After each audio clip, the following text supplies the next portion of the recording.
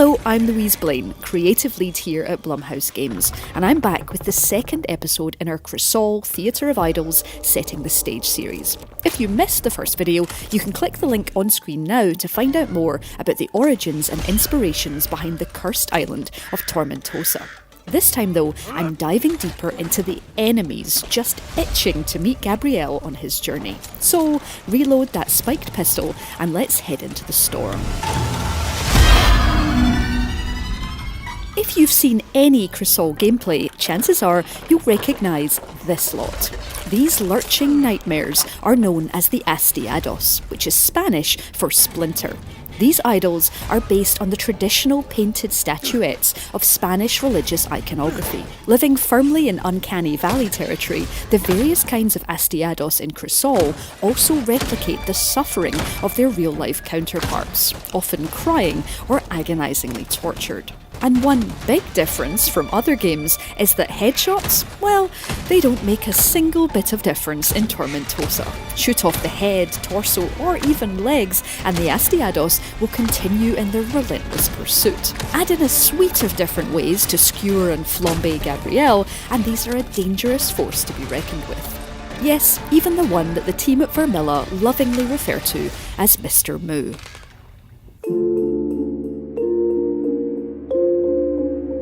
But the danger doesn't stop with the Astiados. The team knew they needed more unique creations and realised that if the Astiados represented the wooden splinters of statues, they could look to other architectural staples for other enemies.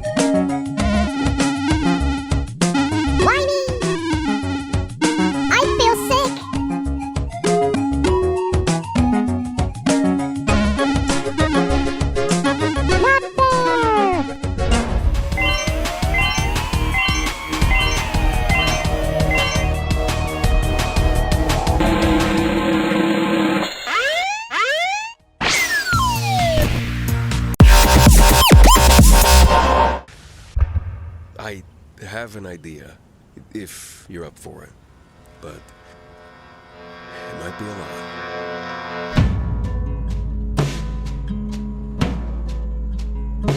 So, my friend Don has this log cabin about 2.5 hours south down in West Virginia. I've heard a lot of stories of musicians retreating away for a bit to get out of their element, and these guys come out of it having written the best music of their lives.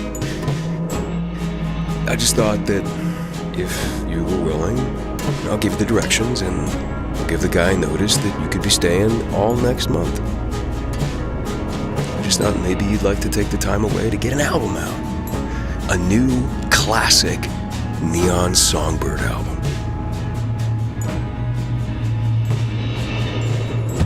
Now the place isn't exactly 5-star. You're living a bit off the grid, but I don't know. You can show everyone that you've still got it.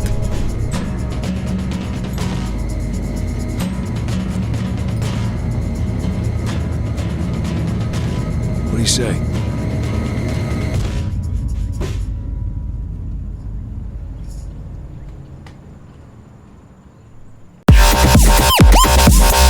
Haven't seen you around since the demo. We have lots of new bells and whistles for survivor inspection, base building, and, well, keeping people like me alive. Next! This place ain't exactly a well-oiled machine, but it doesn't really have to be. We just need to ID the infected and provide safe passage to healthy survivors. You can operate most of the base from that tablet, so keep it handy. Like I said, a lot has changed, so let's go over some of the highlights. Each day, you're gonna have a line of folks desperate to get in, so check them one at a time. We have all the classic zombie scanning tools, and even some fancy new ones. Many of them are upgradable too, so keep them on the cutting edge to stay ahead of the curve. This here is the Madioscope to check for viral infection in the eyes. The portable X-ray is a new one too, and it's great for checking these flesh bags for signs of zombie stuff, and a deeper look to root out any contraband. Yeah, we'll talk more on that later.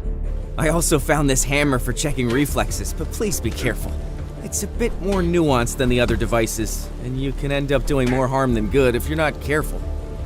So, every survivor we save and every potential zombie you terminate gets us a little cash money from the bosses back at HQ. Each survivor we get on a convoy to safety means more funds for supplies, upgrades, and a pizza party on Fridays. Use that cash to expand the base, keep resources full, and make some upgrades to security, living quarters, power grids, and more. Speaking of upgrades, HQ really wants us to do some research on the front lines to see if they can find a cure. But I can't say I'm holding out much hope for a scientific breakthrough. You'll eventually have access to some upgrades like this fancy sterile lab to gather data on infection symptoms and mutations. Assign symptomatic survivors to the lab and do some science. And by do some science, I mean remove their organs against their will, run some tests, and make the lab equipment go brrr. Sheesh, he's not getting up, is he? Believe it or not, the new zombie cage is even less pleasant. We can lock down these creepers inside the research center and snag some undead flesh samples. Great for scientific progress, but not so great for you because you're gonna need to feed them dead bodies from the old dead body pile. Ah, nuts. Looks like we got a zombie breach. Time to spin up the defense drones and let the ammunition fly. The base has some pretty solid defense systems, including upgradable drones armed to the teeth for defending the perimeter. But we still do get a stray infected that makes it through or drops in from the buildings above. In that case, we go with the old-fashioned way and hunt them down on foot. Okay, so that's some of the new stuff, but there's a lot more to discover. Oh, and before I forget, these survivors sometimes try to sneak in contraband, so have a look through their bags and backpacks too. Grab weapons, infected items, and anything that looks suspicious. I can't believe I have to say this, but some of these clowns try to hide stuff up their ass. That's why I ordered the portable X-ray after we found some questionable stuff in even more questionable places. Boy, I hope I get reassigned soon. So yeah, lots of new stuff in the old quarantine zone. This line ain't getting any shorter, so let's keep this corpse conga line going, because the mess hall is serving chicken nuggets and I skipped lunch. Wish list now, whatever that means. An actual human taxi driver has been spotted. We haven't seen that since the AI taxi bots took over the city. If you're listening, let's see if you can handle the chaos out here. Let's show these taxi bots what real driving looks like.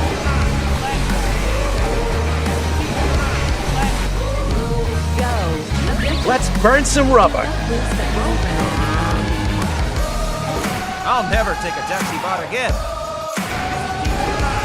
Seems like Hank is trying to turn up the heat. Is this normal for you? How many of these taxi bots are there?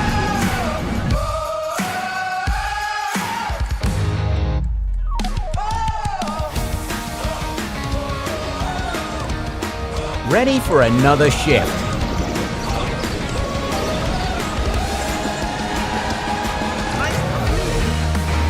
Faster! Faster! Faster!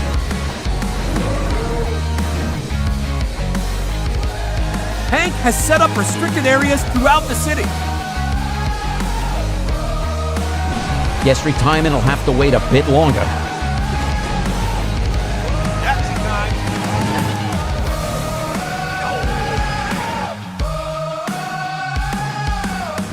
On the way here, I saw some unusual armored taxi bots. They had a ram and everything. You think Hank? Looking to ramp up the pressure.